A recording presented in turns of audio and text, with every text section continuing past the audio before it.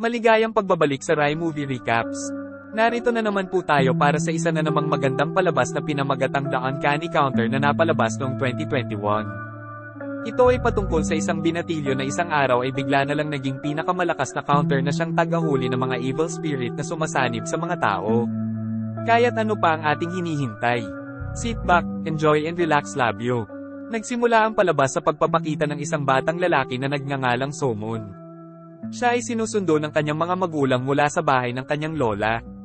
Ito ay dahil sa ang kanyang mga magulang ay mga detective dahilan para mawalan sila lagi ng oras para alagaan siya at nagpa siya na ipagkatiwala muna siya sa kanyang lola. Nangako ang kanyang mga magulang na isasama si Somon sa bakasyon tuwing weekend bilang kapalit ng kanilang paghingi ng tawad kay Somon dahil walang oras ang kanyang mga magulang sa kanya. Ngunit sa gitna ng daan ay bigla na lang nakatanggap ng isang tawag ang kanyang ama mula sa kaibigan niya na isa ring detective. Nasabihan siya nito na mag-ingat at maging mapagmatsyag. Pero sa mga pagkakataon na yon ay bigla na lang lumitaw ang isang truck dahilan para mabangga at tumilapon ng kotseng sinasakyan nila. Dahil sa aksidenteng ito ay parehong idineklara na patay na ang mga magulang ni Somon, habang si Somon ay nakaligtas, ngunit nabali ang kanyang binti, kaya hindi na siya makakalakad pa ng normal. Dito ay nalaman nating planado ang aksidenteng ito dahil merong isang misteryosong lalaki ang lumapit at sinigurado nito kung patay na ba talaga ang mga magulang ni Somon. Sa ibang lugar ay idineklara ring patay ang kaibigan ng tatay ni Somon na tumawag sa kanyang ama kanina dahil nahulog ito mula sa isang mataas na gusali. Dito natin mahihinuha na ang insidente ay maaaring may kaugnayan sa kanilang trabaho bilang mga detective at tiyak na ang salarin ay isang kriminal na ayaw na mabunyag sa kanila ang sikreto ng kanilang krimen. Nang isagawa na ang mga kaukulang pag-iimbestiga sa aksidente na kinasangkutan nila Somon ay wala silang makitang ibang mga impormasyon kaya napagpasyahan nila na ideklara ito bilang aksidente lang talaga. Lumipat ang eksena sa 7 taon na ang lumipas, sa ngayon ay teenager na si Somon na nakatira parent kasama ang kanyang lola at lolo, ngunit ang kanyang lola ay nakaranas ng demensya dahil sa katandaan na nito. Ngunit hindi sumusuko si Somon at palaging nabubuhay ng masaya araw-araw kahit na ang kanyang mga binti ay may kapansanan. At pagkatapos ay ipinakilala sa atin ang dalawang kaibigan ni Somon na laging kasama niya sa bawat saya at kalungkutan. Sila ay sina Yongmin at Juyeon. At matapos nun ay ipinakilala din sa atin ang mga empleyado ng isang noodle shop at sila ay mga taong nanghuhuli ng mga evil spirits. At sila nga ay tinatawag na mga counter. Ang lahat ng mga miyembro ay pinili upang makakuha ng espesyal na kapangyarihan para sa panghahunting nila sa mga evil spirits. Ang mga evil spirits na ito ay sumasanib sa katawan ng mga tao para magawa nitong makapatay ng tao. At ang mga miyembro ng counter ay sila Gamotak, Hana, at ang huli ay nagngangalang Chumei. Noong una ay mga ordinaryong tao lang din silang tatlo, pero bigla silang napiling maging counter. Silang lahat ay nakomatose at kapalit para magising muli sila ay kailangan nilang tanggapin ang kontrata para maging isang counter. Ang mga evil spirits ay sinasaniban ng mga taong may matitinding galit o kalungkutan at sa oras na masaniban na nila ito ay hihimukin na ng mga evil spirits sa pumatay ang taong sinaniban nila. Kaya naman binuo ang mga counter para nang sa gayon ay mapigilan ng mga masasamang gawain na ginagawa ng mga evil spirits. At para na din masumo nila ito at mapadala sa afterlife. Sa mga pagkakataong ito ay nakaharap nila ang isang evil spirit at ang ito ay isa ng level 3. Kaya ang mga counter ay nahirapan sa pakikipaglaban sa kanya. Ngunit sa kabutihang palad, ang mga counter ay maaaring makakuha ng kanilang dagdag na kapangyarihan at tataas ng 10 beses ang lakas nila kung sakali man na sila ay makikipaglaban sa isang lugar na may mga tila kulay rainbow na liwanag at ito ay tinatawag nilang territory. At dahil nga sa bagay na ito, nagagawa nilang mahuli ang sinumang evil spirit sa oras na makapunta ito sa territory nila. At hindi na nga nagtagal ay ang level 3 na evil spirit na kinakalaban nila ay nakapasok na sa territory nila. At doon ay nakita natin ang isa pang counter na si Choi na naghihintay sa kanya. Nagkaroon silang dalawa ng mainit na labanan ngunit bigla na lamang nawala ang territory kaya muling nanambalik sa dati ang lakas ni Choi dahilan para magawa ng evil spirit na ito na matalo siya at higit pa doon ay napatay niya si Choi at nakain ito ang soul niya. Nakita natin na matapos niyang kainin ang soul ni Choi ay lumakas pa siya ng husto at ang espiritu namang nakasanib kay Choi ay nakakawala at sa ngayon ay kailangan niyang makahanap ng bagong katawan para saniban. Ngunit sa hindi inaasahang pagkakataon ay bigla na lang nakapasok ang espiritong ito sa katawan ni Somon. At kinagabihan nun ay bigla na lang nanaginip si Somon at nakita niya ang isang matandang babae na nagngangalang Wijen pero hindi niya alam kung sino ito. Kinabukasan ay nang nagising si Somon ay nakakita siya ng mga itim na spot sa kanyang mga daliri, agad na sinubukan ni Somon na tanggalin ito pero ang ginamit niyang toothbrush ay nasira. Matapos nun ay nang nasa paaralan na sila ay nakita niya ang kaibigan niyang si Yongmin na binubuli. Dito ay nakita natin na walang ni isang mag-aaral doon ang nangahas na magsumbong dahil ayaw nilang sila naman ang pagtuunan ng pansin ng mga bully. Pero sila Somon at Juyon ay hindi na nahimik at agad na umaksyon. Nang matapos yun ay nakilala natin na ang isang bully doon ay nagngangalang Shin Hyuk at hindi nga siya nabigyan ng kaukulang parusa sa ginagawa niya dahil siya pala ay ang anak ng mayor sa lugar nila. Dahil sa ginawa ni Somon kanina ay hinarang siya nila Shin Hyuk dahil nais niyang maghayganti sa ginawa nitong pagsusumbong kanina. Nabugbog nila si Somon ng husto pero bigla na lamang dumating ang isa sa mga counter at yun ay si Hana. Tinulungan niya si Somon at madali niyang nabugbog ang mga nangbubuli. Matapos nun ay inanyayahan ni Hana si Somon sa kanilang headquarters. At dito ay nalaman natin na ang pinakang headquarters ng mga counter ay ang isang noodle shop na sikat sa lungsod nilang ito. Matapos nun ay nakita natin na nai-welcome nila Miss Cho at Motak si Somon at doon ay napaliwanag din nila ang lahat ng tungkol sa nangyari sa kanya. Kahit na narinig na niya ang mga paliwanag ay hindi pa din naniniwala si Somon. Pero naisip ni Miss Cho na kumbinsihin siya at dagdag pa ni Motak ay kailangan na niyang magdesisyon sa lalong madaling panahon. Dahil nga sa ang dati nilang kasamahan na si Choi ay namatay na at si Somon ang napili ni Wijen na susunod na counter. Pero tumanggi si Somon na maging counter dahil napakadelikado ng trabaho nilang ito. At kung sakali man na mamatay siya ay sino na lang ang magbabantay sa kanyang lolo at lola. Pero nasabi niya na nasabi ni Wijen na bibigyan siya ng 1 linggo para makapagdesisyon. Matapos nun ay nang uuwiin Asune siya ay bigla siyang nakatanggap ng tawag mula sa kaibigan niyang si Yongmin. Dito ay nabihag na pala ito at bogbog sarado na. Sinabihan nila si Somon na kailangan niyang pumunta rito kasama ang babaeng nambubog sa kanila kanina. Nang marinig niya ito ay agad siyang nagmadali na puntahan ng kaibigan niya at pagkarating niya ay kaagad siyang binugbog ni Shin Hyuk. Pero dahil sa napapagod na siya sa pangmamaliit sa kanila ni Shin Hyuk ay nagawa ni Somon na hawakan ang mga kamay ni Shin Hyuk at napigil niya ang suntok nito. Nagawa niya ito dahil nasa loob na niya si Wijen pero hindi pa kontrolado ni Somon ang lakas niya kaya ilang saglit lang ay nabugbog ulit siya. Nawalan siya ng malay pero buti na lang at biglang dumating doon ang tatlo at naligtas nila si Somon. Nagawa nilang mahanap kung nasaan si Somon dahil sa ang kapangyarihan ni Hana ay ang makasense mula sa malalayang lugar. Nagagawa nga din niyang makita ang mga alaala ng mga taong nahahawakan niya. Habang si Miss Chu naman ay may healing powers at si Motak naman ay may kakaibang lakas sa pakikipaglaban. Matapos nilang mapatamba ang mga nambubuli kila Somon ay dinala ng mga counter si Somon sa headquarters nila para gamutin siya. Nang magising si Somon mula sa kanyang pagkahilo, nagulat siya dahil sa nagagawa na ulit niyang makapaglakad ng normal dahil pinagaling ni Miss Cho ang kanyang mga binti. Dahil sa bagay na yon, agad na umiyak si Somon at nagpasalamat kay Miss Cho. Maya-maya biglang naramdaman ni Hana na may level 1 na evil spirit sa paligid nila. Sa pagkakaalam nito, agad silang nagpalit ng costume para manghuli ng espiritu, at saka si Somon na nandoon ay naimbitahan na tumulong sa paghuli sa masamang espiritu. Pagdating sa lokasyon, nakita ni Somon na ang ina na sinusubukang patayin ang ama ng bata. Nang makita yon, agad na ipinaalam ni Somon sa iba pang mga counter na pumunta sa kanyang lugar. Pagkatapos ay sa lakas at tapang ni Somon, sa wakas ay nailigtas niya ang bata, pati na rin ang evil spirit ay nahuli. Matapos ang pangyayaring yon ay natuwa ng husto ang lahat kay Somon dahil nagawa niyang maligtas ang bata sa unang beses niyang sumalang sa trabaho. At pagkatapos ay bago umuwi, binigay ni Miss Cho ang pang-counter costume kay Somon, at hiniling sa kanya na pumunta bukas ng umaga, kung gusto talaga niyang sumali sa counter. Sa gabi, nanaginip si Somon at doon ay muling nakita niya si Wijen. Doon, gumawa ng deal sina Somon at Wijen, kung saan kung tatanggapin ni Somon ang pagiging counter, at magampanan ng mahusay ang kanyang mga tungkulin, ay dapat bigyan ni Wijen si Somon ng pagkakataong makita muli niya ang kanyang mga magulang. Nang marinig ito, pumayag si Wijen, at sa wakas ay nagpa siya si Somon na sumali sa mga counter. At kinabukasan, pumunta agad si Somon sa park na nakasuot ng counter costume na nagpapahiwatig na handa na siyang sumali sa mga counter. Ngunit bago isagawa ang kanyang misyon, kailangan munang sanayin si Somon para kontrolin ang kanyang lakas. Matapos nun ay nakita natin na nagawa na niyang lumaban sa mga bully sa kanilang paaralan. At nang papauwi na nga siya sa klase ay nakatanggap siya ng tawa mula kay Hana at sinasabi nito na kailangan niyang sumama dahil meron silang huhulihing evil spirit. At pagkatapos ay dumating ang mga counter sa lugar doon. Naramdaman ni Hana ang aura ng evil spirit sa paligid. Ngunit dahil napakalaki ng lugar, napagpasyahan nilang maghiwa-hiwalay upang hanapin ito. Doon, nakuha rin ni Somon ang ideya na binubugbog ng evil spirit ang isang matanda, kahit na patuloy na nagmamakaawa ang matanda. Ngunit ang matanda ay pinatay pa rin ng evil spirit. Labis na natakot ang babae na anak ng matanda nang makita siya at sinubukang tumakas doon. Ngunit sa kasamaang palad, siya ay nahuli at malapit ng patayin.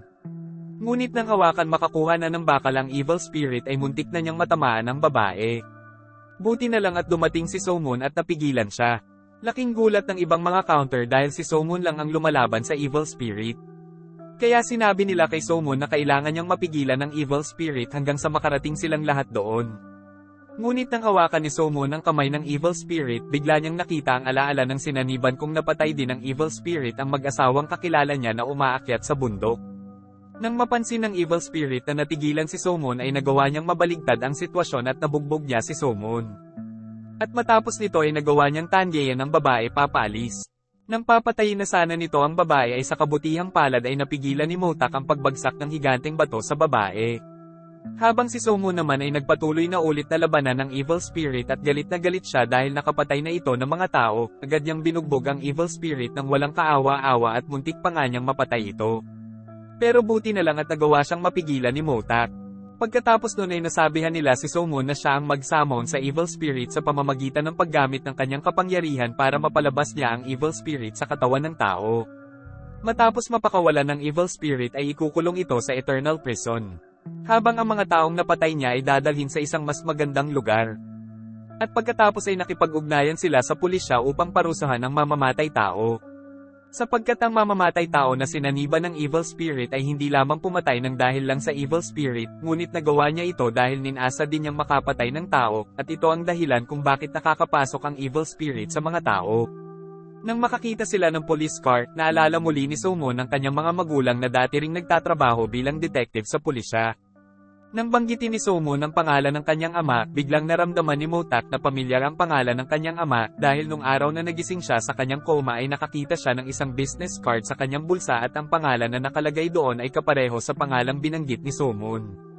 Nang magising siya ay hindi na niya maalala ang mga nangyari sa kanya at kung bakit siya na-comatose. Kaya naisip niya na baka magkakilala sila ng tatay ni Somon pero naisip niyang huwag muna itong sabihin kay Somon. Matapos nun ay biglang may dumating na isang matandang lalaki na nagngangalang Jang Mal. Dito ay nalaman natin na si Jang Mal ang unang counter sa Korea. Pero sa ngayon ay siya ay responsable na lang sa pangangasiwa at pagpopondo ng pera sa lahat ng mga counter. Dito ay nalaman natin na nais pala ni Jang Mal na makilala ang bagong miyembro ng mga counter. At pagkatapos ay nakita natin si Motak na naging interesado na mag-imbestiga patungkol sa nakaraan niya at sa mga magulang ni Somon. Dahil naisip niya na baka may kinalaman ang pagkamatay ng mga magulang ni Somon sa nakaraan niya. At isa pa ay nais din niyang malaman kung sino ang may gustong ipapatay siya. Matapos ang ilang saglit ay nagpunta siya sa pulisya at nakipagkita kay Detective Kim na humawak sa kaso ng pagkamatay ng magulang ni Somon at sa kaso niya kung bakit siya na-comatose, pero laking gulat niya nang makita niya na nagpakamatay siya sa resulta ng investigasyon. Nang malaman niya ito ay nagulat siya ng husto at sinabi sa detective na hindi magkakaroon ng maraming saksak sa tiyan ang taong gustong magpakamatay. At dito nga ay nakaramdam siya na tila may pinagtatakpan ng mga pulis sa kaso niya. Kinabukasan sa paaralan ay nagtanong sila yung Min at Juyon kung magaling na ba ang mga binti niya. Nasabi na nga niya sa kanila na nakakalakad na ulit siya ng maayos at sinabihan sila na huwag ipagsabi ito sa iba. Nang papasok na sila sa kanilang room ay may dumating na isang grupo ng mga school gangster para harapin si Somon. Dahil nabalitaan daw nila na naglakas loob siya na bugbugin ng mga tauhan ni Shin Hyuk. At doon nga ay agad siyang binalibag ng isang gangster sa bintana at minaliit siya. Pero nang lumaban siya ay nabigla sila sa husay at lakas niya sa pakikipaglaban. At pagkatapos ay sinabihan ni Somon ang lahat na hindi na nila dapat saktan pa ang mga kaibigan niya at ang sino mang estudyante. Nagmadaling nag-alisan ng mga ito dahil sa takot, pero kinagabihan ay nakatanggap ng tawag si Somon. At nakita niya si Shin Hyuk doon at pinakita niya na bihag nila ang dalawa niyang matalik na kaibigan at bogbog sarado na ang mga ito.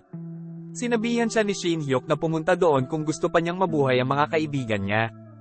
Nang marinig yun ay nagmadali siyang pumunta at pagkarating ay agad siyang hinarap ng mga tauhan ni Shin Hyuk. Habang nangyayari yun ay nakita niya ang kalagayan ng kaibigan niya at nagalit siya ng husto dahil doon. Biglang lumitaw ang mga liwanag ng teritoryo nila kaya't lumakas pa ng 10 beses si Somon. Habang nangyayari ito ay naramdaman ni Wijen na hindi nakokontrol ni Somon ang kanyang emosyon. Kaya't tinawagan ng iba pang mga counter para hanapin nila si Somon. Dahil kung hindi siya mapipigilan ay magagawa niyang makapatay ng tao. Nakita natin na binugbog ni Somon ang lahat ng nandoon hanggang si Shin Hyuk na lang ang natira. Pero nalamon na siya ng galit at walang humpay na pinagsusuntok ang mukha nito. Maya-maya, dumating ang mga counter at agad na pinigilan si Somon na huwag siyang patayin, dahil kung mapatay ni Somunita ay matatanggal ang kontrata niya bilang isang counter dahil ipinagbabawal sa kanila ang paggamit ng kapangyarihan para sa pagpatay at paghihiganti.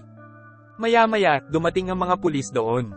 At pagkatapos ay si Hana na narinig iyon ay agad na niyaya si Somon na tumakas kasama nila. Pero ayaw ni Somon dahil gusto niyang tanggapin ang parusa ng kanyang ginawa. Hindi nagtagal, dinala si Somon sa istasyon ng pulisya kasama ang ibang mga tao. Pero dito, makikita na si Somon lang ang hindi nasugatan. Na naging dahilan upang agad na akusahan ng pulisya na si Somon ang may kagagawa ng kaguluhang ito. Maging ang mga magulang ng mga gangster ay inakusahan at sinaway din si Somon dahil sa ginawang pambubugbog sa kanilang anak. Isa pa, mayayaman pala ang mga magulang nila kaya ayaw nilang maging malaya si Somon ng ganoon lang. Ngunit sa kabutihang palad, biglang dumating si Jangmal at sinabi niya sa kanilang lahat na siya ang guardian ni Somon. Si Jangmal ang pinakamayamang tao sa lungsod na ito at syempre ay nagawa niyang patahimikin ang lahat ng mga magulang doon. Dagdag pa ay nagawa ni Hana na dalhin ng mga ebidensya na si Shin Hyuk at ang kanyang gang ay dinukot ang dalawang kaibigan ni Somon. Dahil dito ay napalaya na si Somon. Nang mahatid na siya pauwi ay naisip ni Somon na sabihin sa kanyang lolo at lola na gumaling na ang mga binti niya. Pagkarinig nito, talagang tuwang-tuwa sila dahil nalulungkot sila na makita ang apo nila na nahihirapan maglakad. At pagkatapos ay nagsagawa ng pagpupulong ang mga espiritu tungkol sa insidente na ginawa ni Somon noon. Pagkatapos ay naisip ng isa sa mga espiritu na nagngangalang Giran na ang mga aksyon ni Somon ay lumabag sa mga patakaran ng mga counter, kaya naisip niya na si Somon ay dapat na paalisin mula sa pagiging counter. Pero sa kabutihang palad, dumating ang mga miyembro ng counter at ipinaliwanag ang lahat kung saan ginawa lamang iyon ni Somon dahil gusto niyang tulungan ang kanyang matalik na kaibigan na nabuli, at hindi niya napigilan ang kanyang galit. Nang marinig iyon sa wakas, lahat ng mga espiritu ay muling nagbigay ng pagkakataon kay Somon na maging mas mahusay na counter. At pagkatapos ng susunod na araw, sinabi ni Miss Cho at Hana kay Motak ang tungkol sa pagkamatay ng mga magulang ni Somon na may kaugnayan sa kanya, at pagkatapos ay si Motak na nakakita na ang kaso ay mukhang kakaiba, at dapat na imbestigahan pa. Idinagdag din ni Hana na nung magawa niyang makita ang nakaraan ni Somon ay nakarinig siya ng isang boses at mukhang pinatay ang mga magulang ni Somon. At saka nagkasundo silang lahat na huwag munang sabihin kay Somon dahil kailangan pa nilang ungkatin ang kaso. Sa kabilang banda, si Somon na nagwawalis sa labas ng tindahan ay biglang nakakita ng liwanag tulad ng sa territory nila. Agad na hinawakan ito ni Somon at naisip na paglaruan. Pero nagulat ang ibang mga counter dahil hindi nila nagagawang mahawakan ito. Dahil doon ay ipinagpalagay nila na si Somon ay may pambihirang kapangyarihan na makontrol ang territory nila. Makalipas ang ilang mga araw ay muling nakaramdam sila ng isang evil spirit. At ito ay isang level 3. Makalipas ang ilang saglit ay nagawa na ni Somon na masundan ng evil spirit pero nalaman ng evil spirit na sinusundan siya kaya agad niyang inatake si Somon at nawalan nga siya ng malay. Ngunit sa kabutihang palad ay nakapasok na si Hana sa elevator at agad na sinipa ang evil spirit. Pero dahil sa level 3 na ito ay nahirapan siyang talunin ito at nasasakal na siya nito. Maya-maya lang ay bigla nang dumating si Motak at agad na sinuntok ang mukha nito. Nawalan ito ng malay pero nang susubukan na niyang i-summon ito ay biglang dumating ang mga pulis. Dahilan para mahuli ang babaeng sinaniban at hindi nila nagawang ma-summon ang evil spirit. Sa sumunod na eksena ay nakipagkita ulit si Motak sa detective at nagtanong muli tungkol sa kaso niya. Pagkatapos ay nasabi ni Motak kung nakakuha ba siya ng ilang mga ebidensya sa kaso ng isang babaeng namatay na nagngangalang Yongnim. Pero nasabi niya na wala at naisip na lang nila na puntahan ng tirahan ni Yongnim para imbestigahan iyon. Nakahanap sila ng mga blood samples doon na nagpapakita ng isang ebidensya ng pagpatay. At sa kabilang lugay naman ay nakita natin si Hana na bumisita sa dati nilang bahay. Dito ay nalaman natin na meron siyang masayang pamilya dati at naglaho na lang ito bigla nang mamatay silang lahat at siya na lang ang natira. Matapos noon ay nagpakita si Somon na sinusundan si Hana at nagulat silang dalawa dahil nakita nila na may mga batang nakatira sa dating bahay nila Hana. Kaibigan ni Somon ang isa dito at nasabi nito na lumaya sila sa bahay ng tatay nila dahil lagi itong galit sa kanila. Matapos nun ay tinawagan ni So-moon si Motak at tinanong kung maaari bang pansamantalang patirahin ng dalawang bata sa noodle shop. At hindi nagtagal ay biglang nakapasok doon ang mga masasamang tao at naisip nilang tatlo na lumaban sa kanila. Sa isang sasakyan ay nakita natin ang tila leader nila at siya ay si Changjo at naisip ni Motak na puntahan ito. Dito ay nalaman natin na ang lalaking ito pala ang salarin at siya ang sumaksak sa tiyan ni Motak bago siya makomatose. Unti-unting bumalik ang alaala ni Motak at nagsimulang maalala ang mga pangyayari. Iniisip niya kung kamukha ba ng lalaking ito ang lalaking sumaksak sa kanya. Nang mamukhaan ng lalaki si Motak ay natakot siya ng husto at nagmadaling tumakas. Hindi niya alam kung bakit buhay pa si Motak dahil ang alam niya ay namatay na ito 7 taon na ang nakararaan. Pero agad nga siyang nabugbog ni Motak at nawalan ng malay. Dito ay malinaw na naaalala pa rin ni Motak ang huling taong nakita niya bago niya napagpasyahan na tumalon mula sa tuktok ng gusali.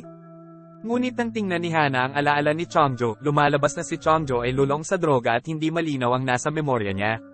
Dahilan para mapagpasyahan nilang burahin na ang memorya niya sa araw na ito at naihatid na siya sa isang labas ng kumpanya at isinilid nila ito sa sako.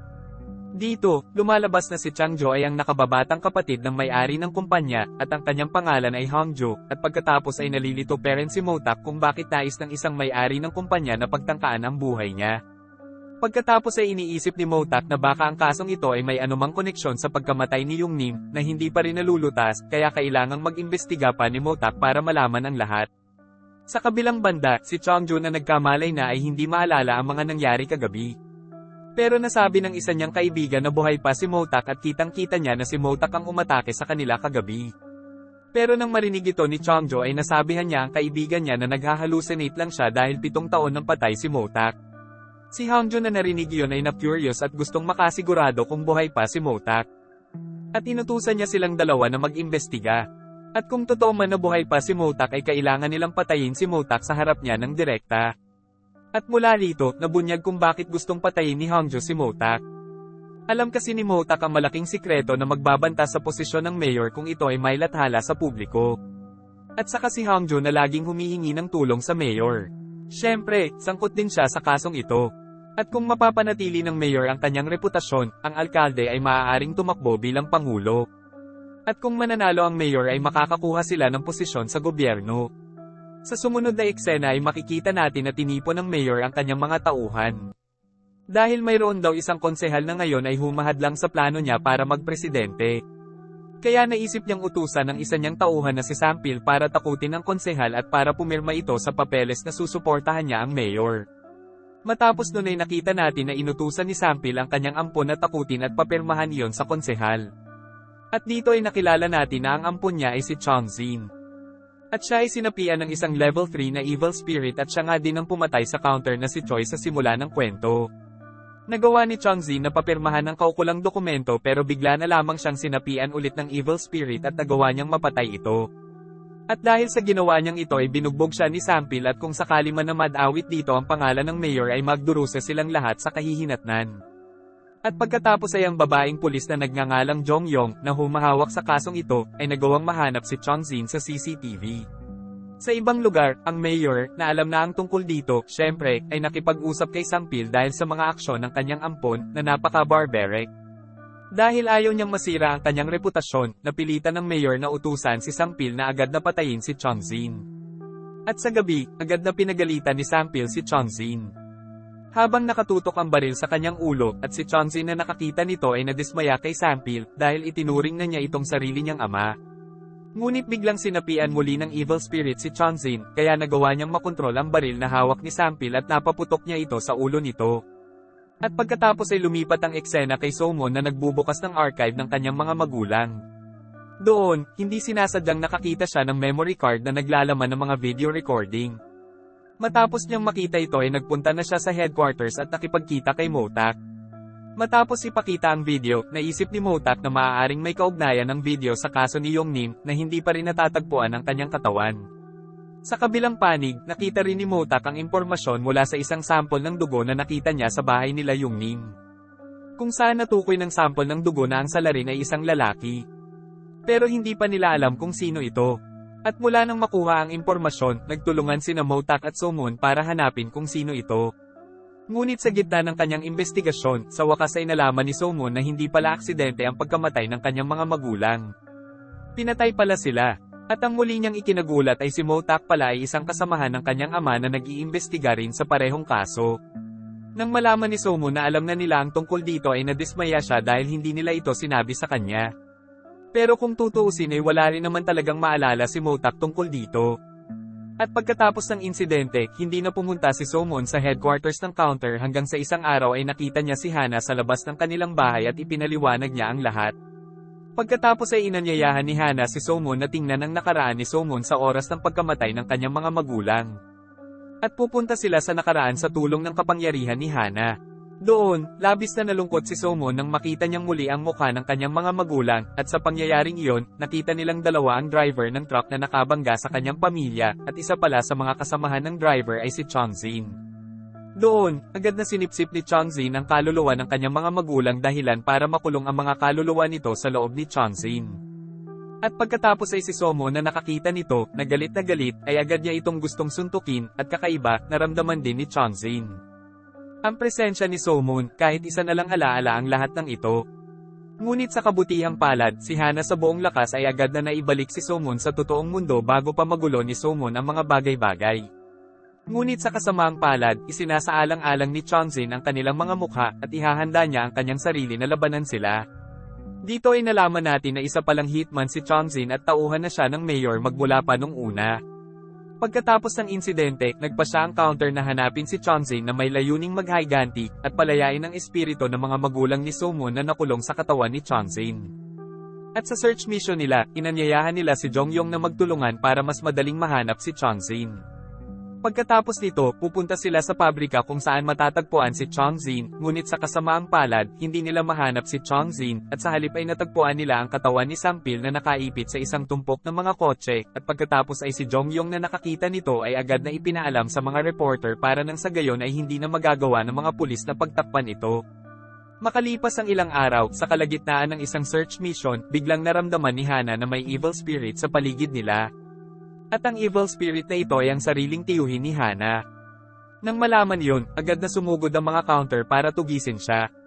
Ngunit habang nasa daan, binangga ng truck ang kanilang sasakyan. Nalaman natin na sila Chongju pala ang may gawa at nilagyan pala nila ng tracking device ang sasakyan ng mga counter. Nang makitang nawasak ang sasakyang iyon, sinubukan ni Chongju na kunan ito ng video para iulat ito kay Hongju. Ngunit laking gulat niya, lumipad ang pinto ng sasakyan, at halos tumama ito sa ulo niya, at lumabas na si Mo-tak sa sasakyan na may sugat sa ulo, pati na rin ang iba pang counter. Nang makita ang bagay na iyon, labis na natakot si Chongju at agad na tumakbo palayo. Dito, ayaw na nilang mag-aksaya ng oras para habulin sila Chongju dahil kailangan na nilang mahuli kaagad ang evil spirit. At si Hana, na may sama ng loob sa kanyang tiyuhin, ay agad na humiling sa counter na bigyan siya ng oras dahil siya na ang bahala dito. Hanggang sa wakas, nagawa nilang palabasin ng masamang espiritu at matapos ay inireport na nila ito sa pulis para maparusahan. At pagkatapos ng insidente, gamaan ang pakiramdam ni Hana dahil sa totoo lang ang tiyuhin niya ang Sam-ire sa kanyang pamilya. Kinabukasan, muling nag-imbestiga ang mga counter tungkol sa krimen na ginawa ng mayor. At saka sa investigasyon, may nakita silang reservoir na inililihim ng mayor sa publiko. Nang malaman nila ito ay naisip nila na kung masiwalat ang tungkol sa reservoir na ito ay hindi na matutuloy ang plano nito na magpangulo. Di nagtagal, nahanap ng mga counter ang lokasyon ng reservoir, at agad silang sumugod doon upang imbestigahan ito. Ang imbakan ng tubig na itinago ng mayor at ng kanyang mga nasasakupan ay isang tambakan ng basura, at naglalaman ng mga nakalalason at maruruming tubig. At ang tubig na dumadaloy sa buong lungsod ay nakakonekta sa reservoir na ito. Nang malaman ang bagay na iyon, nagagalit ang mga counter at nagnanais na ang lahat ng masamang ginawa ng mayor ay ibunyag sa publiko. Sa gabi, si So-moon na pauwi na ay biglang nakaramdam ng malakas na evil spirit na sumusunod sa kanya. Nang malaman niyang si Chongzin ito ay nagalit siya ng husto dahil siya ang pumatay sa mga magulang niya. Nakita natin na pinagbawalan siya ni Wei-jen na lumaban ng mag-isa dahil isang level 3 na evil spirit si Chongzin. Pero walang pakialam si So-moon dito. At sa laban na iyon, sobrang na-overwhelmed si So-moon na harapin si Chongzin. Ngunit biglang lumitaw ang liwanag ng territory nila sa lugar na iyon, kaya't pinalakas nito ang puwersa ni So-moon, at sinubukan niyang dalhin si Chongzin sa lugar na iyon. Si Chongzin ngayon ay nalaman na ang patungkol sa sikreto ng mga counter kung bakit bigla-bigla silang lumalakas. At dahil doon ay magagawa na niyang iwasan ito dahilan para magawa niyang manalo laban kay Somun. Ngunit sa hindi inaasahang pagkakataon, tila nagawa ni Somun na palapitin ang liwanag.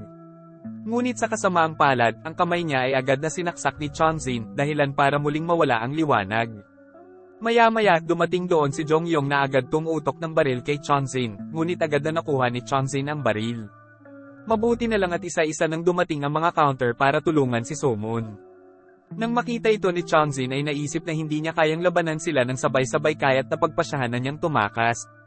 At matapos nun ay nakita ni Miss Chu ang kalagayan ni Somun na naghihingalo. Agad niyang ginamit ang healing powers niya para gamutin ang kamay ni Somun at dahil na napakalubha ng pinsala ay unti-unting pumuputi ang mga buhok ni Miss Chu. Dahil sinasagad na niya ang kapangyarihan niya magawa lang niyang mapagaling si Somun. Matapos nun ay bigla na lang siyang nahimatay. At nang magising si Somun, sinabi niya na alam na ni Chongzin ang pinagmumulan ng kapangyarihan ng mga counter. At mahihirapan na sila ngayon na mahuli si Chongzin. At pagkatapos ay naalala niya ang pakikipaglaban nila ni Chongzin ay nagawa niyang hilahin ang ilaw papalapit sa kanya. Nang mapagtanto niya ito ay agad niyang sinanay ang sarili niya at inaalala ang lahat ng mga pagkakataon na napalabas niya ang teritoryo nila.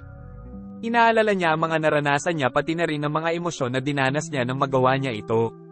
At habang ginagawa niya ito ay may lumabas na territory sa paligid niya. Ngunit bilang isang resulta nito, si Wijen na nasa katawan ni Somun ay nalalagay sa hindi maayos na kalagayan. Maaninag ang kanyang katawan na tila parang maglalaho na siya. At ito pala ay dahil sa lahat ng sobra-sobra ang emosyon ni Somun at banta ito sa buhay ni Wijen. Pagkatapos nito, inimbitahan ni Motak si Somun na imbestigahan muli ang reservoir. At doon, nakasalubong nila ang isang lalaking gustong maghiganti sa mayor, sa kadahilanang ang tubig na nagmula sa imbakan ng tubig ng mayor ay nalasan ng kanyang anak. At ang lalaking ito pala ay kasamahan ng ama ni Somun, na alam din ng lahat ng krimen ng mayor. Nang malaman nila ito ay mas lalo pa silang nagalit sa mayor. Kinabukasan, balak ng anunsyo ng mayor na tatakbo siya sa pagkapangulo. Sinamantala ng mga counter ang pagkakataon na ito dahil makikita sa publiko kung ano talaga ang tinatago ng mayor. Nang magsimula ang kaganapan at ipinalabas sa mga istasyon ng telebisyon, agad na binago ng mga counter ang video sa pamamagitan ng pagpapakita ng tinatago nilang marumi at nakal-alasong reservoir. At napanood ito ng napakaraming tao. Mula dito, ang mga counter ay nagplano ng kaguluhan ng kaganapan. At dahil sa ginawa nila ay nagkagulo doon at ang ilang media ay agad na nag-broadcast ito sa publiko.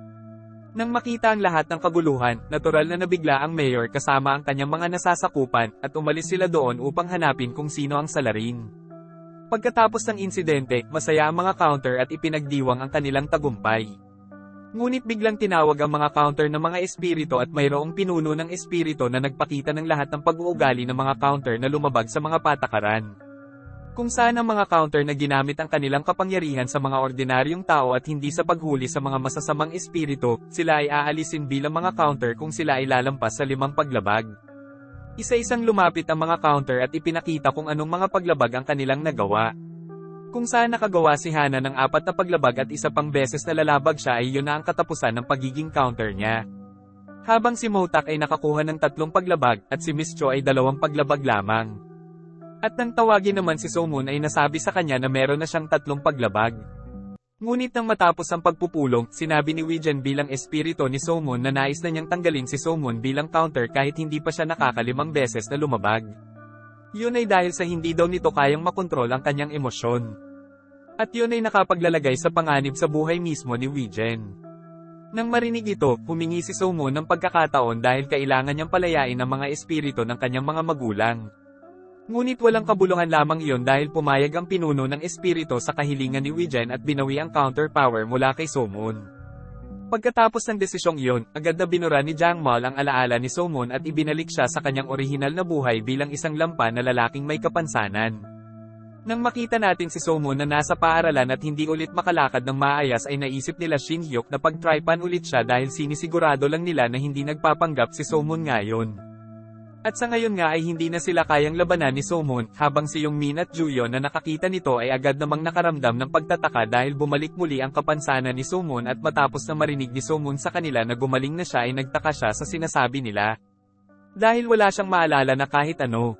Sa ibang lugar, ipinagpatuloy ng mga miyembro ng counter ang kanilang misyon kahit na wala si Somun. Doon din madalas pumunta si Zhang Yang ngayon sa punong tanggapan dahil lumahok din siya sa investigasyon. At pagkatapos ay sinabi ni Zhang Yang na ilang araw na ang nakalilipas, nagkaroon ng biglaang pagpatay. Nang marinig ito, ang mga counter ay kumbinsido na ang salarin ay walang iba kundi si Chongqing. Ngunit bigla silang nagulat nang makita nila ang balita sa TV na nagulat kung si Chongqing ay nagpakamatay sa pamamagitan ng pagsunog sa sarili. Ang mga counter na nakakakita nito ay galit dahil kung si Chongqing ay namatay, ang mga espiritu ng mga magulang ni Soman ay hindi na kailanman makakatawid sa afterlife. Sa kabilang banda, si Somun na nakakita rin ng balita ay agad na nagtungo sa himpilan ng pulisya upang kumpirmahin ito. Pagdating niya sa police station, aksidenteng nakilala ni Somun si Motak. Doon, labis na nagulat si Motak dahil dapat ay hindi kilala ni Soman si Chongqing dahil sa binura na ang kanyang alaala. Gayunpaman, lumalabas na hindi tuluyang nabura ang alaala ni Somun dahil hindi kaya ni Jamal na gawin yun sa kanya. Pagkatapos nito, pinuntahan ni Motak at Somun si Zhang Yang dahil gusto nilang tiyakin ang katawan kung si Chongqing ba talaga ito. At nung tiningnan nila ang resulta ng investigasyon, natitiyak nilang hindi si Chongqing ang bangkay. At lumalabas na isa lang itong planong ginawa ng mayor para hindi na gawing wanted si Chongqing, at iyon ay para linisin na rin ang pangalan mismo ng mayor. Nagkaroon ng flashback at nakita natin na pumunta si Chongqing sa kwarto ng mayor at pinaalalahanan na hindi ordinaryong tao ang mga counter kaya nagkaroon sila ng kasunduan sa pagitan nilang magplano sa peking pagkamatay ni Chongqing. Sa ibang lugar, naghihiganti si Motak kay mayor sa pamamagitan ng pagdakip muna sa kanyang mga nasasakupan sa himpilan ng pulisya. Doon, nagdala rin siya ng ebidensya para arestuhin sina Chongjo at Hongjo sa bilangguan. Ngunit sa kasamaang palad, ang hepe ng pulisya ay pumanig kay Hongjo. Kaya mahirap ang pagdakip. Sa ibang lugar, pag-uwi ni Somun galing sa school, hinarang siya ni Shin Hyuk na gustong i-bully at agad na sinaktan si Somun ng walang awa, hanggang sa mahawakan ni Somun ang atake ni Shin Hyuk at sinabihan si Shin Hyuk na maging mas mabuting tao. Agad siyang umalis doon. Lumipat ang eksena kay Chongqing na gustong tipunin ang lahat ng masasamang espiritu para magtulungan laban sa mga counter. Simula sa pakikipagtagpo sa isang tao sa kanyang katawan, mayroong isang masamang espiritu na hindi pa nabubuhay na muli, kaya't kinailangan siyang buhayin ni Chongqing sa pamamagitan ng pagpatay sa kaibigan ng lalaki, at sinipsip ng lalaki ang kanyang kaluluwa, upang ang espiritu sa kanyang katawan ay bumangon. Pagkatapos nito, nakilala rin ni Chongqing ang isang level 3 na masamang espiritu sa isang babaeng nagngangalang Baekyang, na natalo ng mga counter. Ngunit hindi pa nasamo ng evil spirit nito, at ngayon ay sumama na siya kay Chongqing, at nang uuwi na si Somun, agad siyang kinidnap at ginawang bihag ni Chongqing. Doon, gustong gumawa ng plano ni Chongqing na gamitin si Somun bilang pain para sa mga counter na pumunta doon. Matapos makita ang video, pumunta ang mga counter sa lugar kung saan kinidnap si Somun.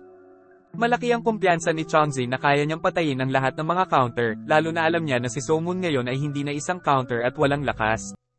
Pagdating doon ng mga counter, agad na isinagawa ni Chongqing ang kanyang plano sa pamamagitan ng paghihiwalay niya kay Miss Chu sa kanila, kaya natarante sina Hana at Motak dahil sa ngayon sila Somun at Miss Chu na ang kailangan nilang iligtas. Pero sinabi ni Miss Chu na dumiretso na sila sa kung nasaan si Somun dahil wala itong kapangyarihan para lumaban. Sa laban nilang ito ay lubhang napakaraming evil spirits dahilan para madali silang matalo. Pati si Miss Chu ay natalo na din at nasa malubhang kalagayan.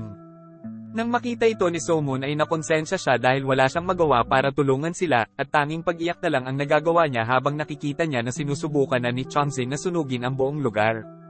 At pagkatapos ay nakiusap si Somun na mabigyan siya ng isa pang pagkakataon na maging counter, at sa hindi inaasahang pagkakataon, narinig ni Wijen ang hiling ni Somun, kaya pinasok niya muli ang katawan ni Somun, at ginawa siyang counter muli. Pagkatapos doon, sumugod si Somun para iligtas ang lahat ng counter doon bago masunog ng apoy ang lugar. Sa labas ng lugar na iyon, pinagmamasdan ng mayor kasama ang kanyang mga subordinate ang sunog. At akala nila patay na ang mga counter doon. Bumalik kay Somun na naghatid ng lahat ng mga counter sa ospital para sa paggamot. Pero kritikal ang kondisyon ni Miss Cho kaya wala itong malay. Ang ibang counter na nakakakita nito ay natural na nag-aalala. Ganon din, ang espiritu ni Miss Cho na si Suho ay bigla ding nahimatay. At matapos noon ay nagkaroon ng isang flashback kung saan nakita muli ni Miss Cho si Suho. Humingi ng tawad si Miss Chu sa kanya dahil hindi niya nagawang alagaan at iligtas siya. At dito ay nalaman natin na ang espiritu ni Miss Chu ay walang iba kundi ang sarili niyang anak. Pero dahil sa isang aksidente ay namatay si Soho at tanging si Miss Chu lang ang nakaligtas at ito rin ang dahilan ng kanyang pagka-comatose.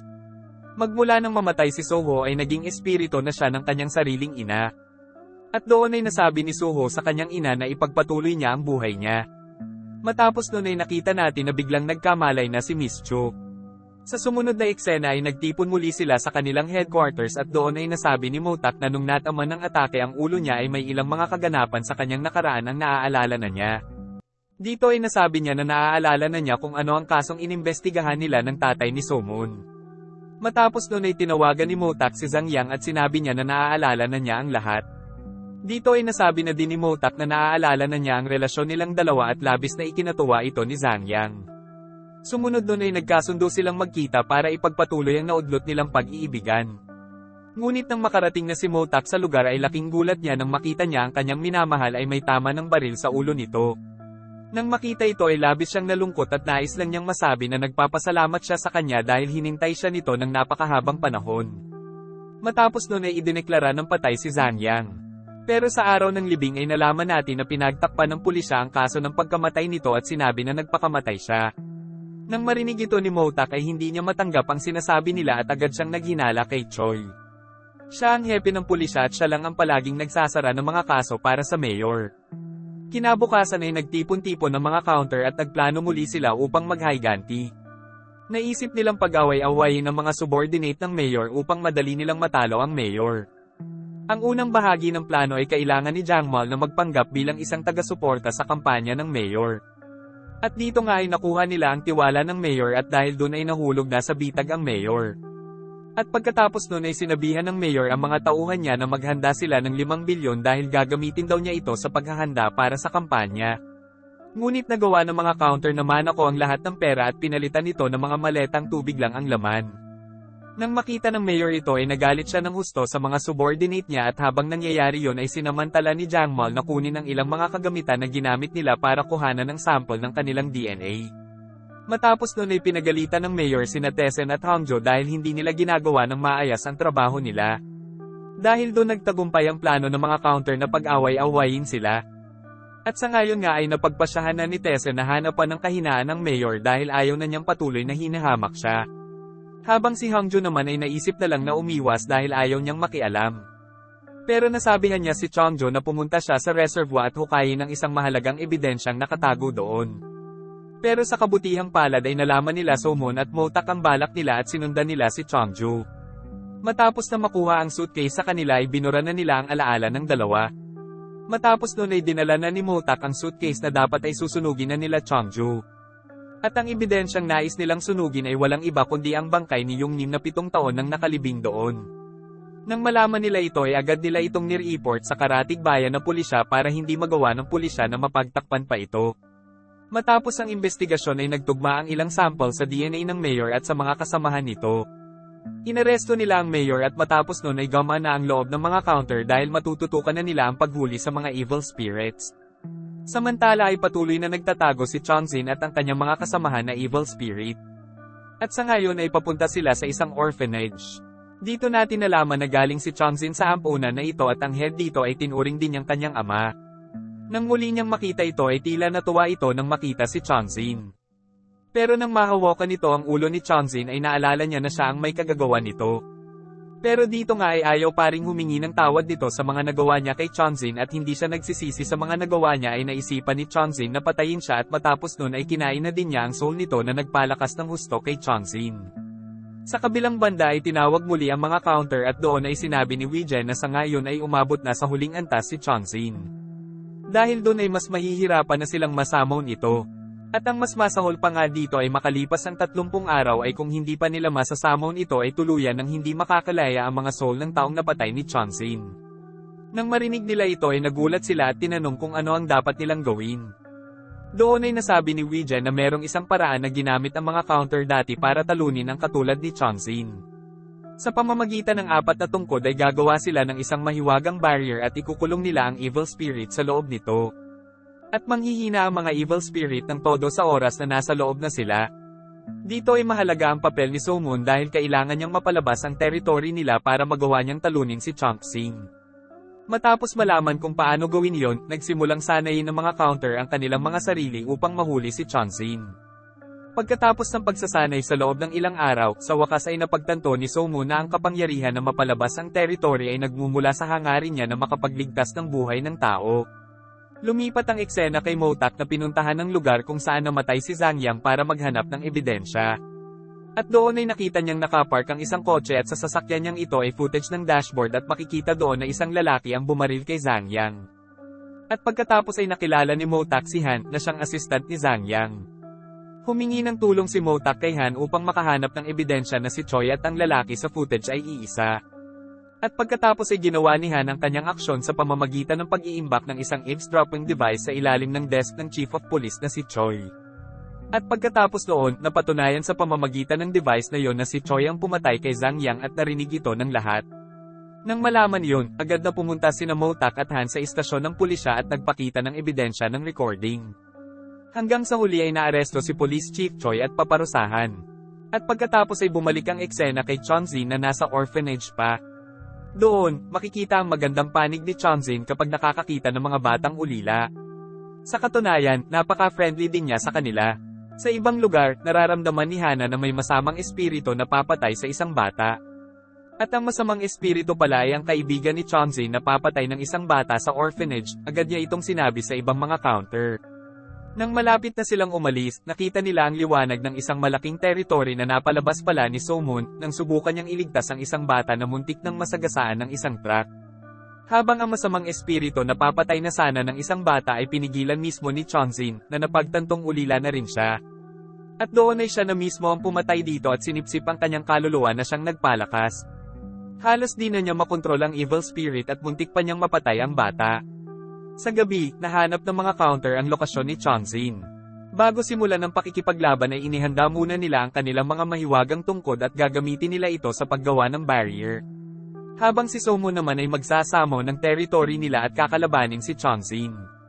At tumalab nga ang ginawa nila dahil nang hina ng husto si Chongzin pati na ang isa pang kasama nitong evil spirit. Dito ay natalo na nga ni Somu si Chongzin.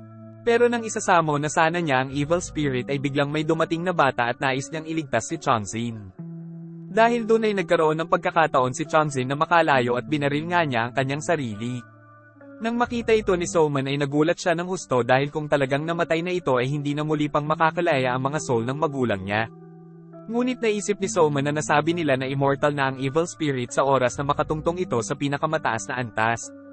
At naisip din niya na baka naghahanap na lang ito ng bago niyang sisiniban. Doon ay nakita natin na nagawa ng evil spirit na ito na makasanib sa katawan ng mayor. At pagkatapos noon ay para makarecover ito ay hinikayat ng evil spirit ang mayor na pumatay na. Sa kabilang banda habang naghahanap parent si Soman sa kung sinong pwedeng saniban ng evil spirit ay aksidente niyang nakita si Shin Hyuk na binubugbog. At matapos noon ay sinubukan niyang tulungan ito.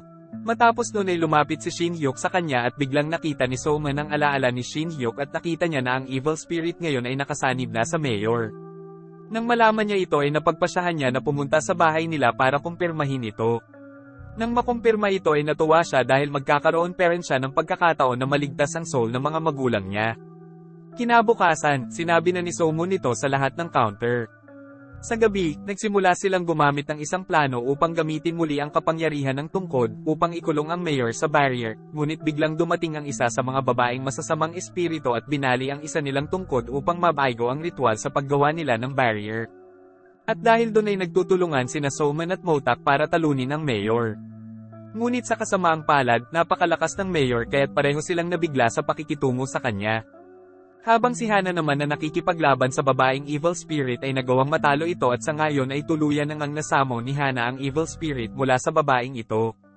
At pagkatapos ng pagkatalo nilang ito ay lumalala ang mga sugat ni Miss Chu, at pagkatapos ay nagpasya si Jang Mal na tawagan ang counter mula sa Singapore na pinangalan ng Jemgo upang gamutin si Miss Chu, dahil maliban kay Miss Chu, si Jemgo ay meron ding healing powers. Kinabukasan, nagulat si Somon nang makita niya si Shin Hyuk na natutulog sa bakuran ng kanyang bahay, at siya ay may sakit, dahil doon ay agad niyang dinala si Shin Hyuk sa counter headquarters para gamutin. Kaya naman si Miss Chu ang naatasang mag-alaga kay Shin Hyuk.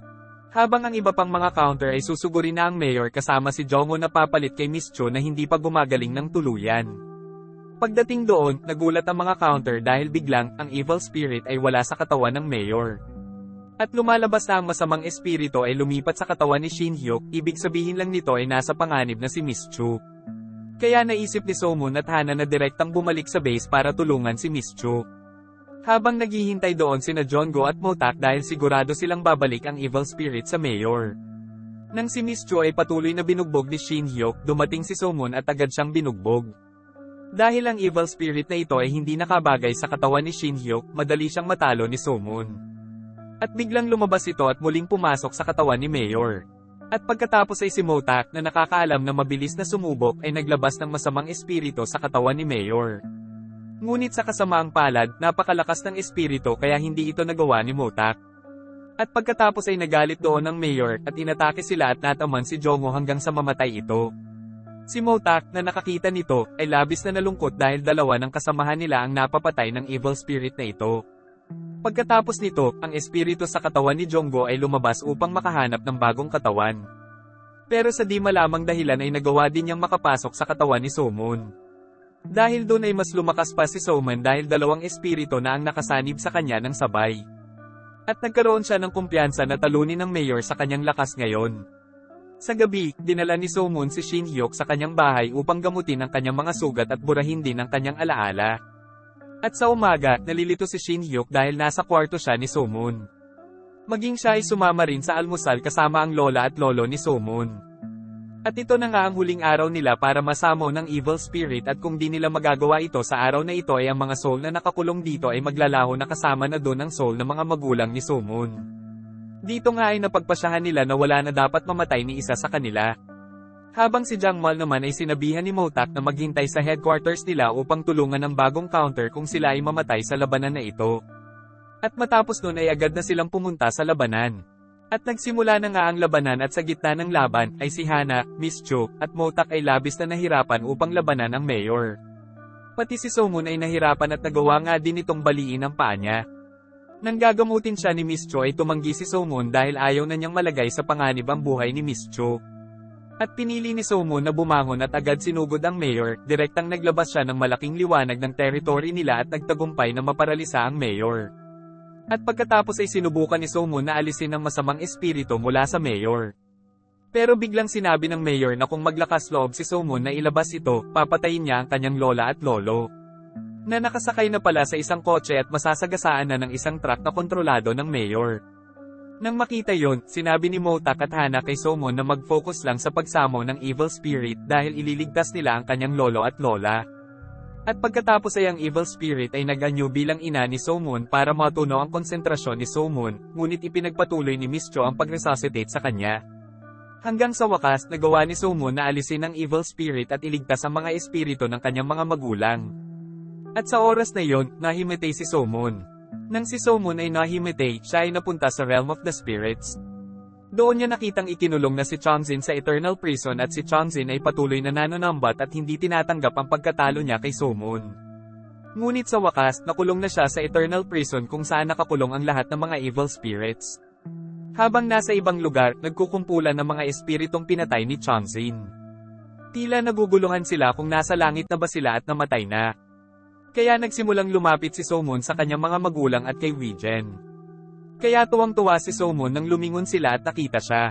Ngunit sa kasamaang palad, hindi nakilala ng mga magulang ni So-moon ang kanilang malaki ng anak. At pagkatapos ay ipinaliwanag ni Wee-Jen sa mga magulang ni So-moon na sila ay patay na 7 taon na ang nakakaraan. Nang marinig iyon, nakonsensya ang ama at ina ni So-moon sa pag-abandona sa kanilang anak noong bata pa ito.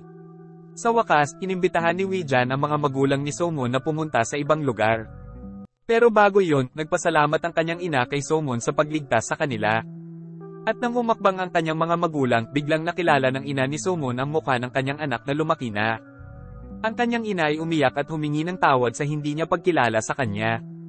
Masaya silang umiyak at binitawan ng pangungulila ng isa't isa, at nadala ang kaligayahang iyon sa totoong mundo. Masayang ngumiti si So-moon nang ihatid siya ni Hana na natutulog, at pagkatapos ay pupunta rin ng ibang mga counter sa kaharian ng espiritu upang maabyutan si So-moon, ngunit kakaiba ng pakiramdam nila na dumating na sila pero pagmulat nila ay nasa parehong lugar pa rin sila.